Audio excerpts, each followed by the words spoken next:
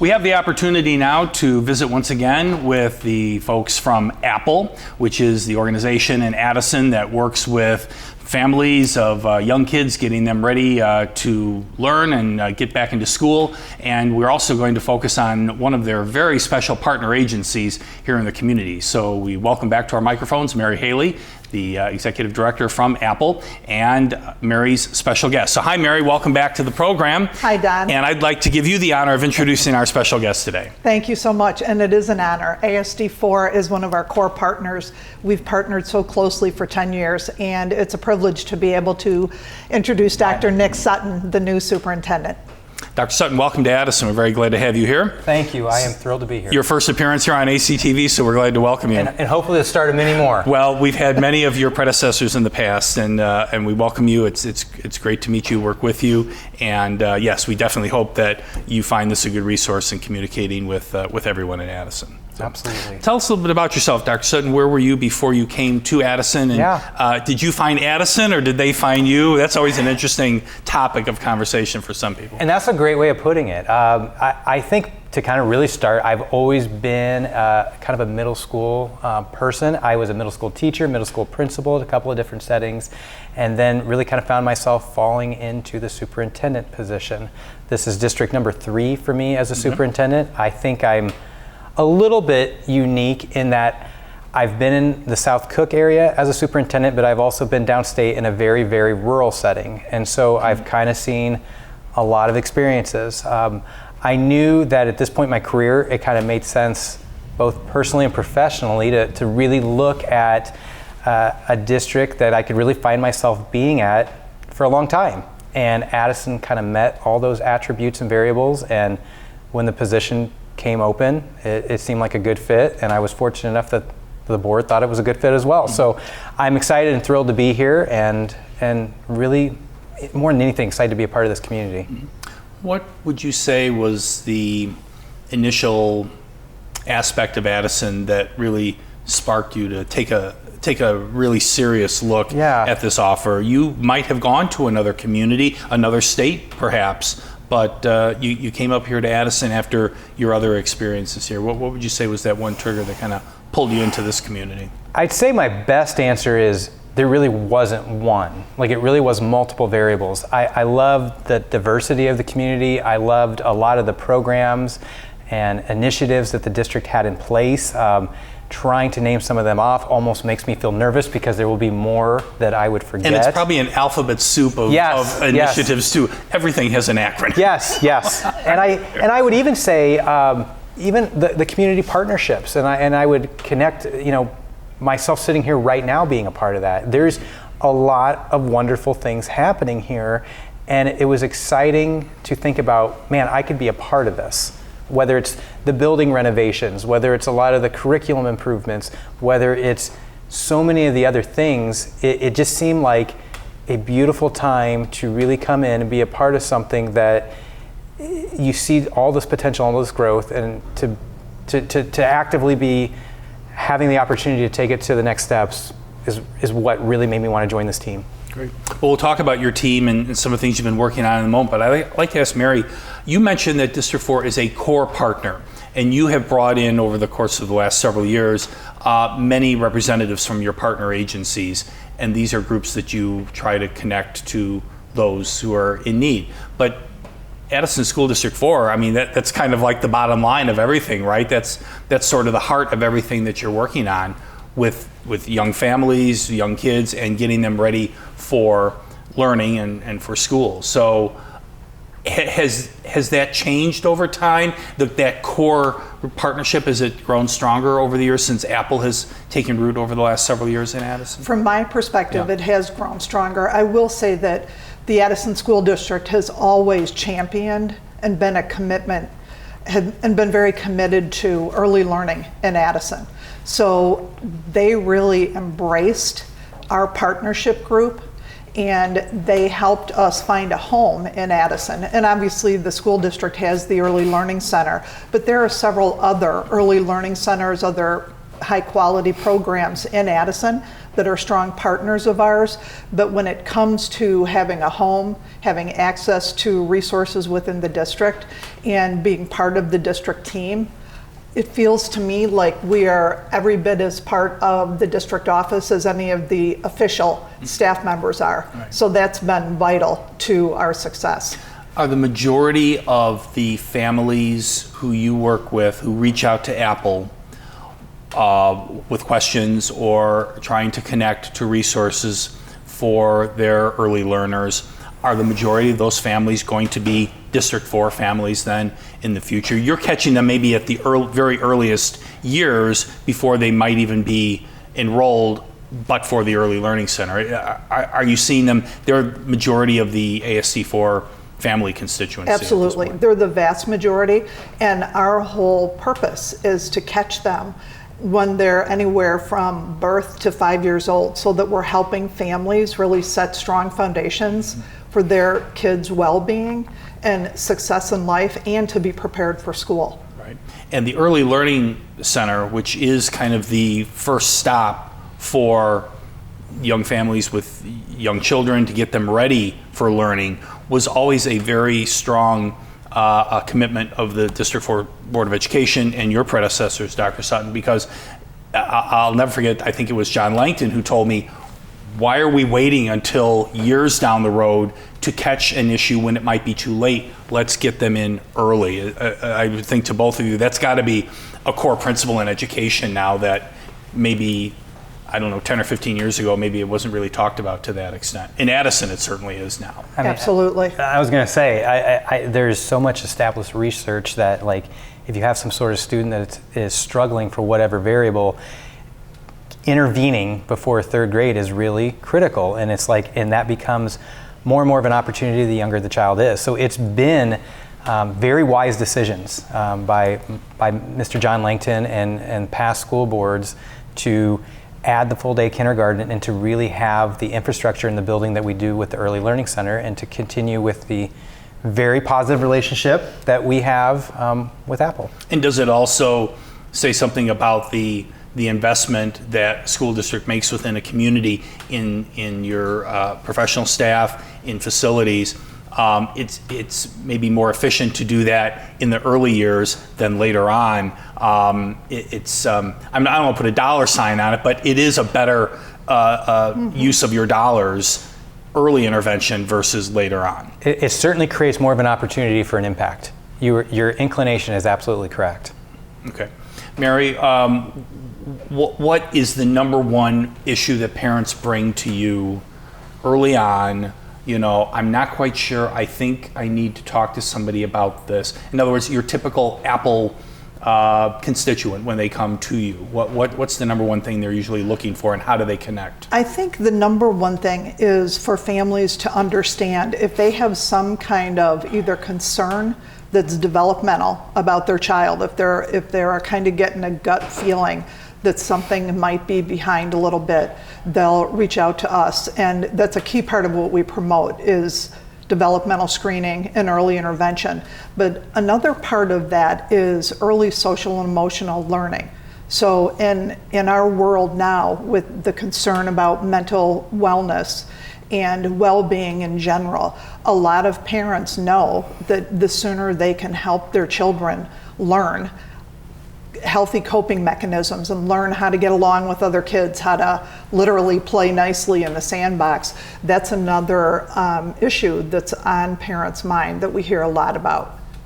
Is behavioral health that serious of an issue today at the younger grades? You see kids coming in elementary years. We never thought of this type of thing before. Even adults wouldn't even want to talk about this before. I honestly think in a lot of ways the answer is absolutely, and I think it's become a lot more normalized and accepted that this issue has always been around. I think what really kind of brought this to the forefront is just the whole experience of COVID and the pandemic. And I think a lot of people really kind of realized having these mental health type struggles is something that everybody is kind of going through right now. And so she touched upon it, and she's absolutely right. Like, that resonates all the way down to younger children and the parents that are caring for them. So it's like, if you know that you maybe need some extra support and resonates down to your child, it really starts with reaching out to a resource. Get screened, see what resources are out there, because there's certainly a lot of help.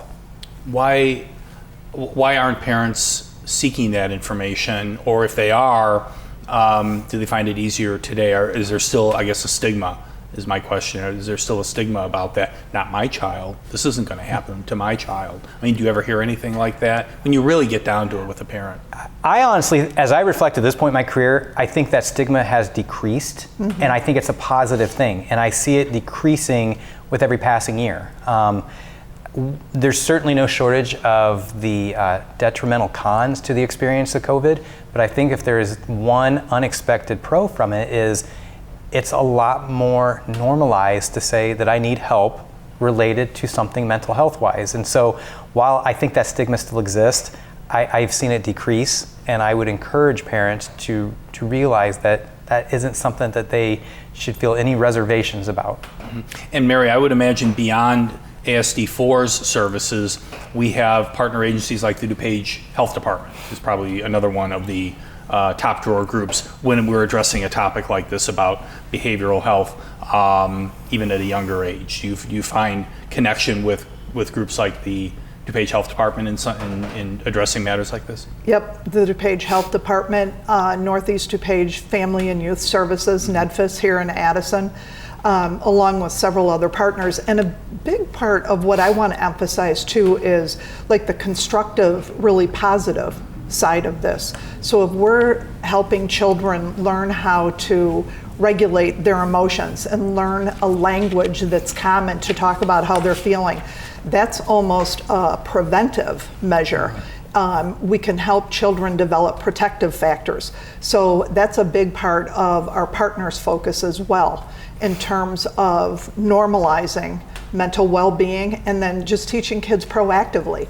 Here are the ways that we deal with the difficulties in life and difficulties in getting along with everybody that you're working with and playing with. Right. And also making sure that the parents are fully knowledgeable about this also, that this is okay. And it was just talked about, Nick just mentioned that it's really important that we destigmatize these various areas. We deal with it here in the Village organization through resiliency training on a frequent basis. I know District 88 has had a number of their staff who've gone through the same resiliency training. So this is something that, boy, I don't know, maybe within just the last few years, it's even come up on the radar at all and was never talked about before. Certainly, even within the business climate and probably even within the school systems as well, the educational community.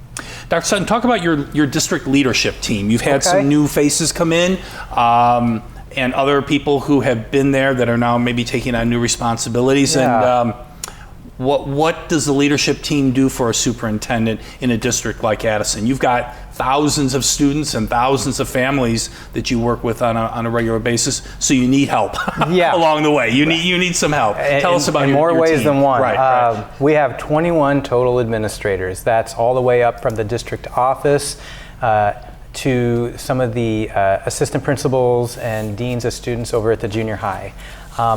And it's really like what everyone would imagine. We certainly have building leadership at each one of the 9 campuses, but then at the district office we have different directors and assistant superintendents that oversee different facets of the school district as a whole. We have an individual that oversees finance. We have an individual that oversees human resources. And I think more than anything, while everybody has their own individual responsibilities, we really try hard to have that kind of overarching goal and purpose that we're ultimately there to improve instruction because that benefits student achievement.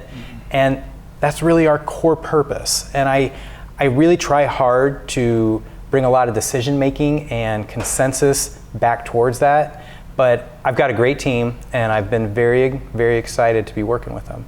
I hear them give reports occasionally at the school board meetings, for example, your leadership team, and they always seem to have things that they are talking about with your school board in terms of, we put this process in place, we've done assessment, we've done analysis, here are the results that we found. So it's not just a lot of, as I said earlier, a lot of acronyms and a lot of terminology that is foreign to most people, but it is reporting back to the community through, in this case, their elected representatives, to say this is what we're doing in the school district. So it isn't this foggy kind of abyss of I'm not quite sure what goes on there, and I wouldn't even know who to call in the first place. So I think you're proactive in terms of what your leadership team does in terms of, hey, we're putting these programs in and this is the result, and if things are working well, great. If they're not, what do we need to do to fine tune and move forward with it? Absolutely. I think the key to it is transparency and being objective.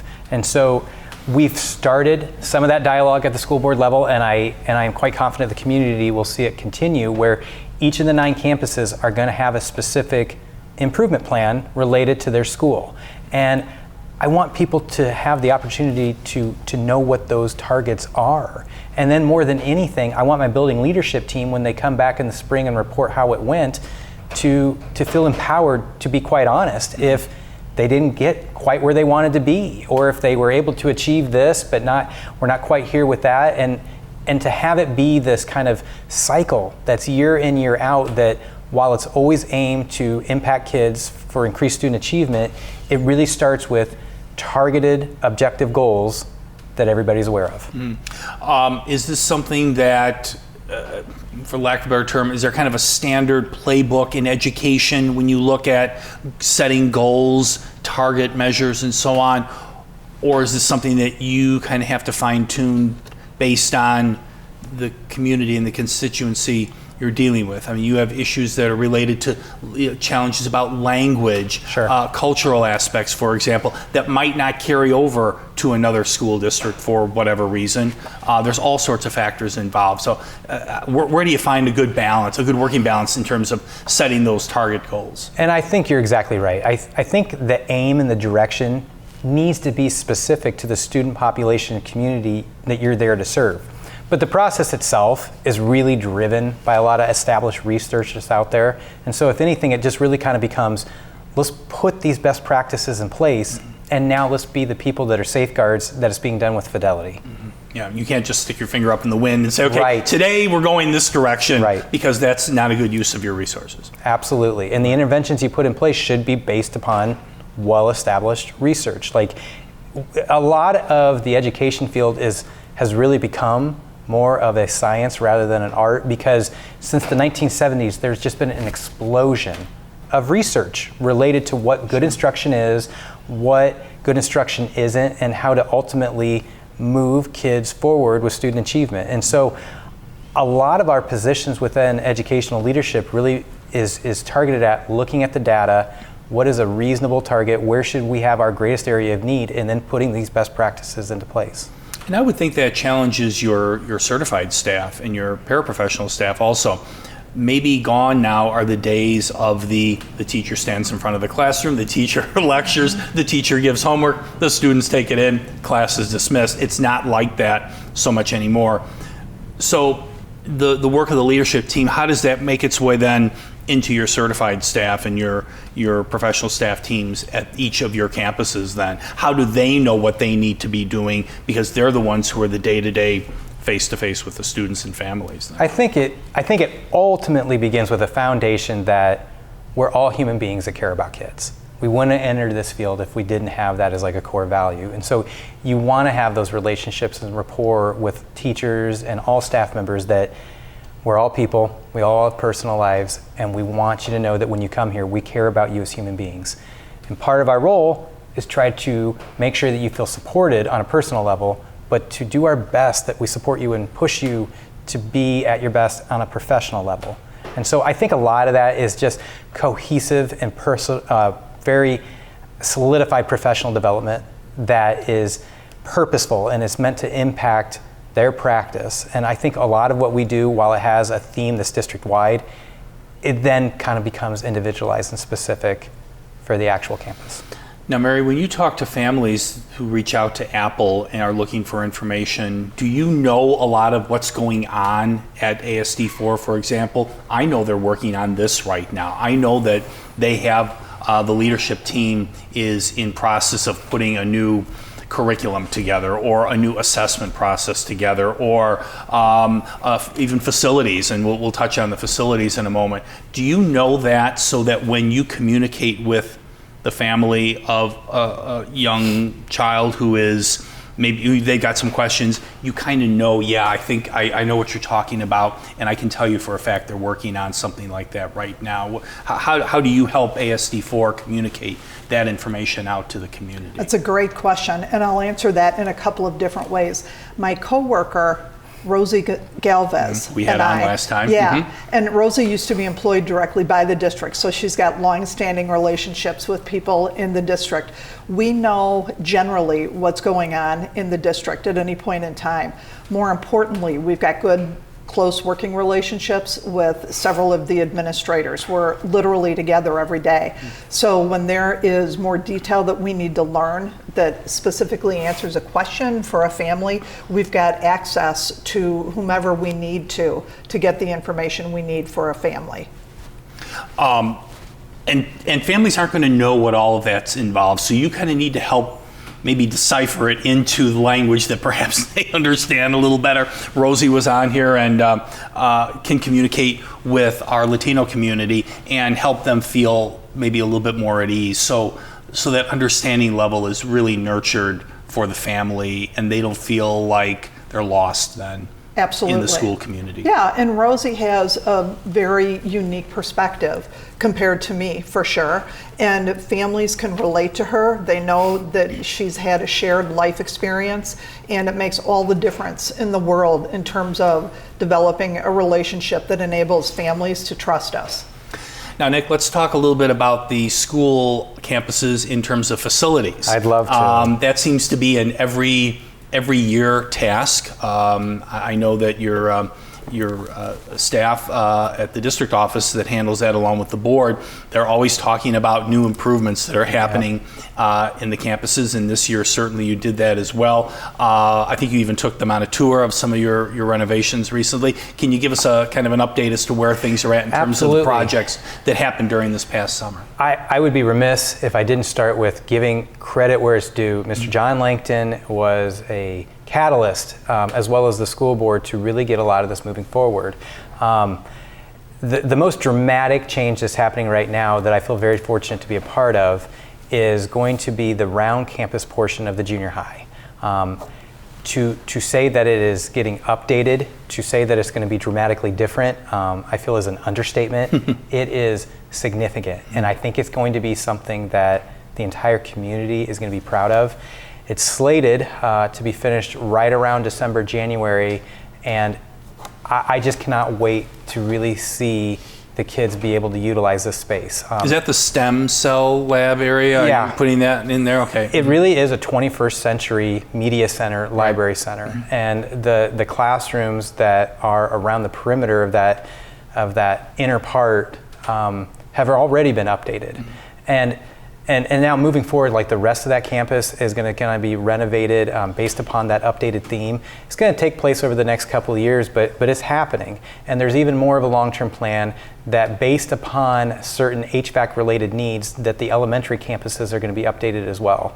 It's a positive thing. It's certainly going to impact kids. It's certainly going to impact staff, but it's going to resonate out to the community. There is a long-term plan in place for these campuses to be updated, and it's something that is going to be really exciting to be a part of. And many of these buildings are 50 and 60 years old, so you've got some challenges ahead of you when it comes to that, right? You're really recreating the learning environment. Correct, and I'm fortunate. Mr. Tim Keeley has been a big part of that. He is the Assistant Superintendent of Finance, and really oversees a lot of this and gets a lot of the credit. But just like we kind of touched upon earlier, that the way kids learn has changed, it's evolved, is the same way that teachers, the way that they instruct, has changed and evolved. And so the learning space needs to evolve as a part of that. And so that's really what we're putting in place, and it is something that is really, really significant. I just cannot reiterate enough.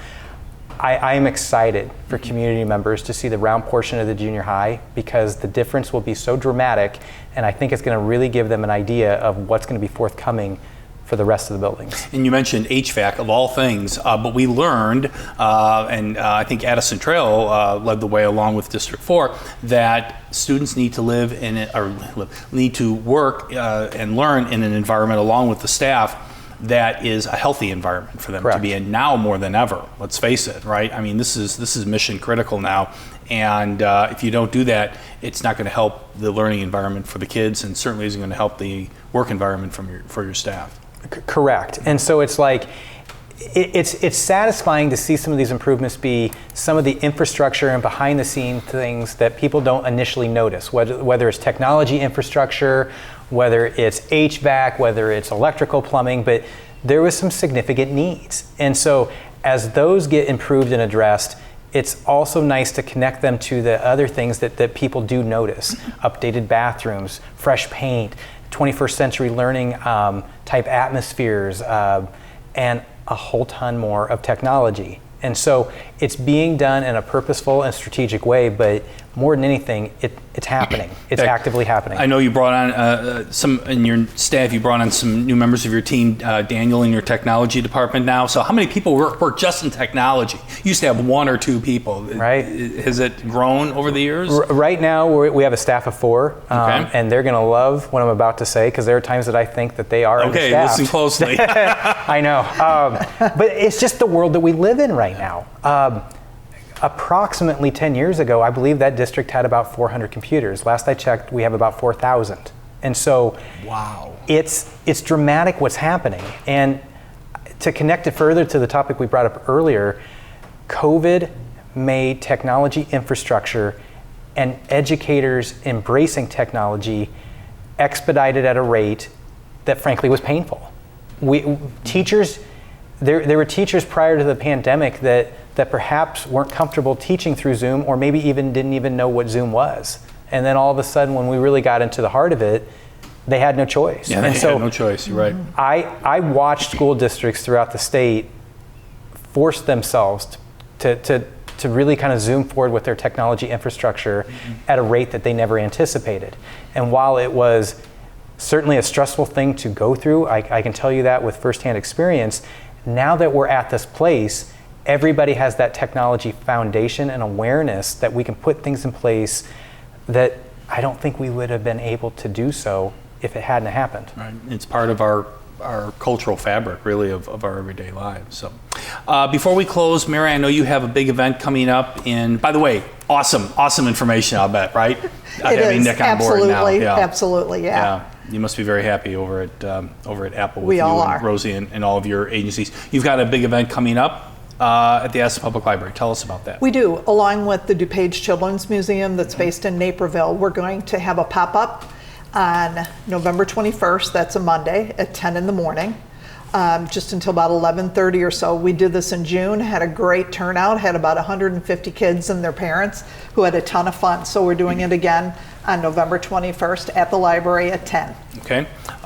Free admission. Come on in. Absolutely. Yep. Bring the kids. Everybody is welcome. Kids like the DuPage Children's Museum, I know, and it is a great learning experience. And it's great that they're getting out then within the DuPage communities to show what they do. We love it when we can bring a resource that's in Naperville to Addison and kids can experience that here. There's a lot of value in that, and it's fun while they're learning.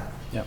Final thought from you, Mary. A great school year, I'm sure, is underway right now, and you folks are probably just going to be more busy as time goes on with reaching out to the community and getting information to the families that they need. Very much so, and having Rosie Galvez and her role as family advocate has made all the difference in the world, so I'm thrilled to be able to work with her and to see what we're able to accomplish in the coming years. And Nick, you've hit the ground running with your team. You even have podcasts going. You and Dean host podcasts. They're great podcasts. I encourage you to tune in. I appreciate it. I'm sure you're looking forward to a real exciting year. More than anything, I just feel excited to be a part of the community. I'm here to serve, and just like Mary, I want to be a resource. And so if anybody out there needs anything, I want them to reach out. Great. Thank you very much. Dr. Nick Sutton is the new school superintendent for Addison School District 4, along with Mary Haley from the Apple organization. Thank you very much for being with us. Thank you. Thank you.